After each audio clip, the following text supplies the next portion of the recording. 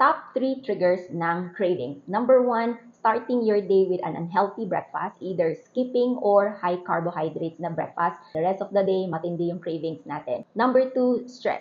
Kung mapansin mo, throughout the day, maayos pa yung disiplina mo. Pero towards the end of the day, minsan bumibigay na tayo with our cravings kasi that's the time na pagod na tayo at yung katawan natin naghahanap na ng replenishment for nutrition o kaya rest. So, matindi na rin ang cravings natin, lalo na pagdating ng hapon or gabi. And number 3, boredom. Pag bored tayo, madalas naghahanap tayo ng kukut-kutin, ngangat-ngatin, no? So, these are the top 3 triggers. And what can you do? Number 1, always start your day with a healthy breakfast. Number 2, nakakatulong if you hydrate properly 3 to 4 liters of water a day, no? Nakakatulong ito to lessen cravings. And number 3, always take your supplements on top of eating complete balanced nutrition para yung na-deplete na sustansya from stress, napupunan natin. So are you looking for a wellness coach that will guide you proper way to eat, and manage your weight the healthy way? Direct message me for free consultation.